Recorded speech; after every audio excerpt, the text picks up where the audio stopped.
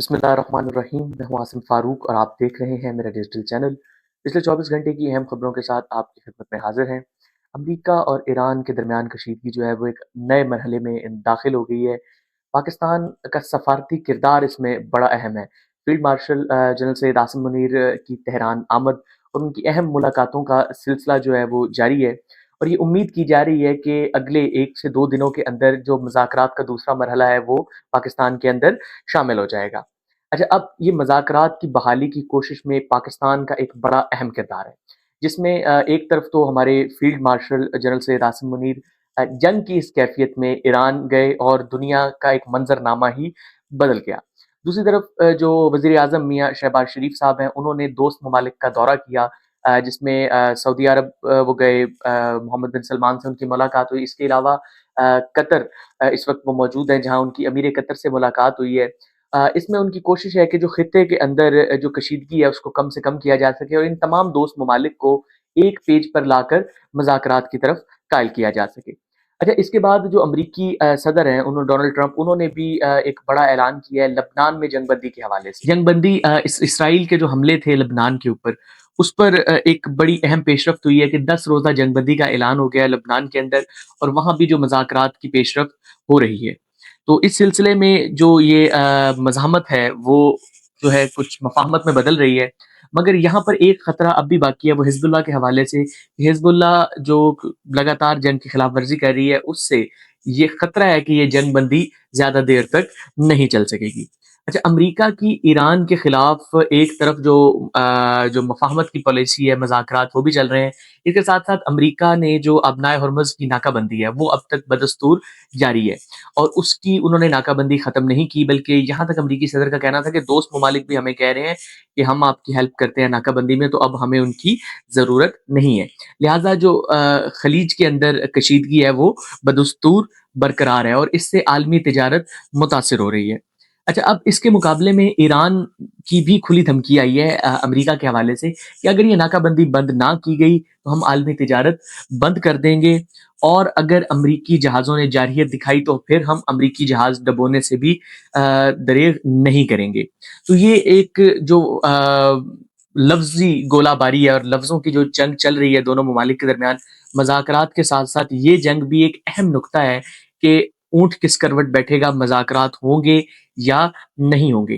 اچھا، اس بارے میں ایک صدر ٹرمپ صاحب جو اپنے ٹویٹر سے پیچھے نہیں ہٹ رہے، ان کو میں کچھ کہنا چاہتا ہوں کہ مذاکرات سوشل میڈیا پر نہیں ہوتے سر۔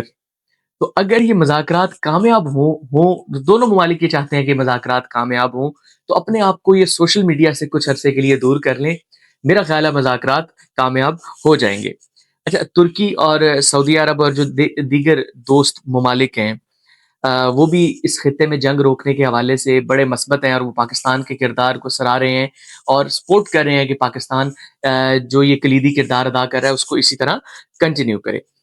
اچھا، لبنان کی جو صورتحال ہے اس کے بارے میں آپ کو گائیڈ کرتے چلیں کہ لبنان کے اندر جو یہ پچھلے دنوں اسرائیل نے بمباری کی اور یہ حزب اللہ اور ان کے درمیان جنگ کے اندر جو عام آدمی مارا گیا، 2000 سے زائد افراد جو ہیں وہ جاں بحق ہوئے، گھر تباہ ہوئے، اکانومی کا لاس ہوا، اس حوالے سے عالمی برادری میں ایک بڑی تشویش ہے۔ بہرحال پاکستان کا کردار عالمی سطح پر ابھرتے ہوئے ایک ضامن کی طرح دیکھا جا رہا ہے۔ اچھا ناظرین، مشرق وسطیٰ کی یہ جنگ اب صرف علاقائی نہیں رہی بلکہ ایک عالمی بحران بنتا جا رہا ہے۔ سفارتکاری کامیاب ہوگی نہیں ہوگی، اس کے جو نتائج ہیں وہ صرف آپ یہ سمجھیں کہ اب ایران یا مشرق وسطیٰ تک محدود نہیں رہیں۔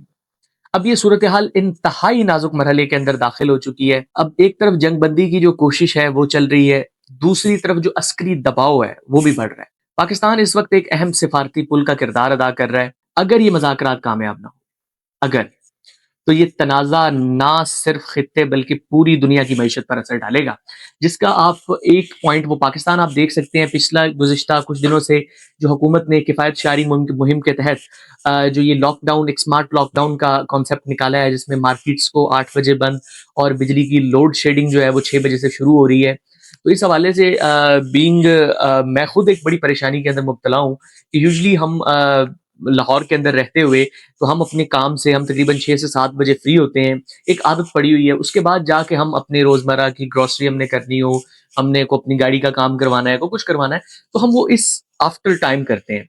अब जब हम इन सब से फ्री होते हैं अराउंड 7 ओ क्लॉक तो मार्केट्स क्लोज़ हो चुकी होती हैं। तो हम सोच रहे होते हैं कि हम मतलब काम कैसे करवाएँ? तो एक बड़ा ही अजीब अनसर्टेनिटी की सिचुएशन है। तो मेरे ख़्याल में लाइट बंद करना वो हुकूमत की मजबूरी है।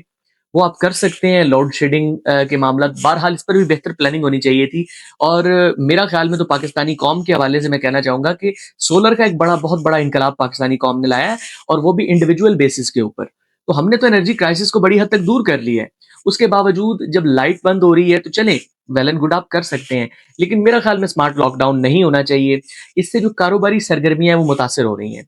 अब ऑब्वियसली जो हमारा मेजॉरिटी लाहौर की जो मैं आपको मार्केट का बताऊँ, आफ्टर 7 टू 12 ये पीक टाइम होता है जब लोग मार्केट्स में आते हैं और लोगों का एक रोज़गार लगा हुआ है। जब आपने ये टाइम ही मार्केट्स बंद कर दिए हैं, तो कंज़्यूमर तो डिस्टर्ब हो ही रहा है, इसके साथ जो हमारे दुकानदार हैं वो भी डिस्टर्ब हो रहे हैं। तो इसी के साथ हमारे साथ जुड़े रहिए मज़ीद अपडेट्स के लिए। अंटिल द नेक्स्ट टाइम, अल्लाह हाफ़िज़।